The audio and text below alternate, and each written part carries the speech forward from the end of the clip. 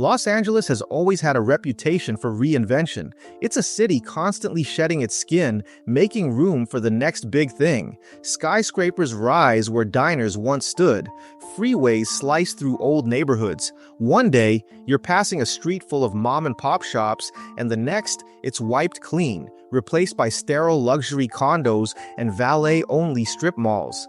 But there's one place that didn't just get developed or gentrified, it was erased. A whole neighborhood, removed from the city's map like it never even existed. Most people today don't even know it was ever there. But this is the true story of Chavez Ravine, a thriving Mexican-American neighborhood that LA demolished overnight, all to build a baseball stadium. Let's rewind to the 1940s. Back then, Chavez Ravine was perched on a hill just north of downtown LA. It wasn't fancy, but it was full of life. The area was made up of three communities, La Loma, Palo Verde, and Bishop, and it was home to hundreds of Mexican-American families. This wasn't some shanty town or squatters camp.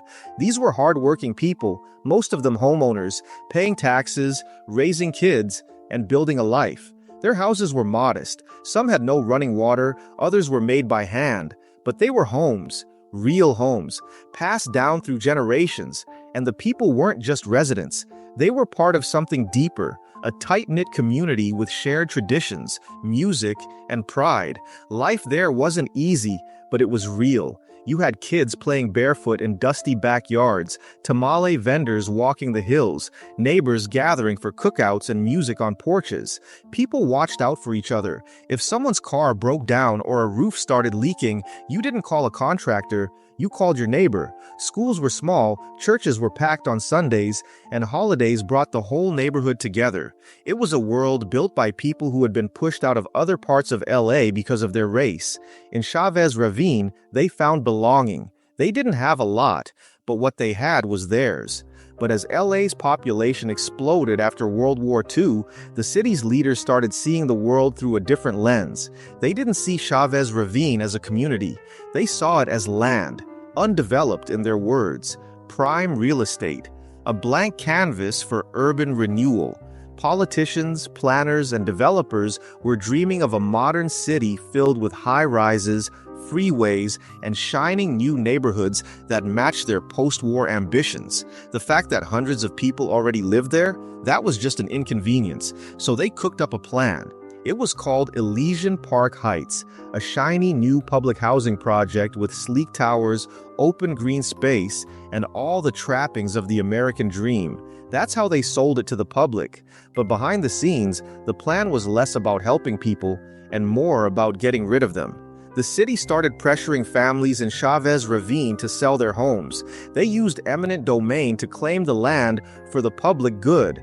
Residents were offered pennies on the dollar for their homes. Others were threatened with forced eviction. Officials told them, "We'll build you something better. You'll be able to come back."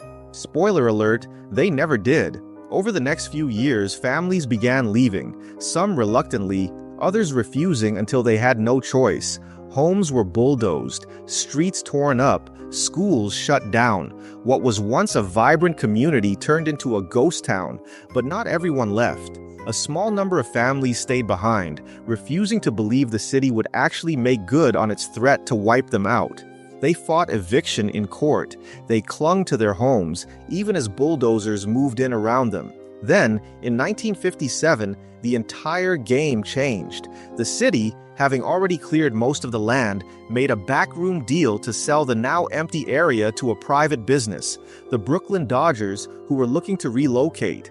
Just like that, the public housing plan was scrapped. The land that had been seized for the public good was handed over to build a baseball stadium. No more promises about returning home, no new housing, just a massive concrete monument to LA's new identity. The people of Chavez Ravine were thrown under the bus, their story buried beneath the blueprints for Dodger Stadium.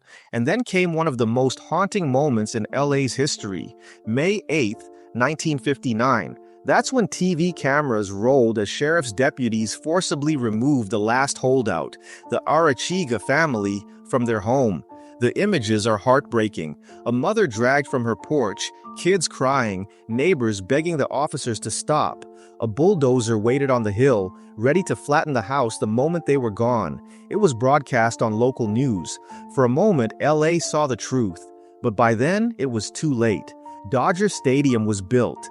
Fans poured in by the millions.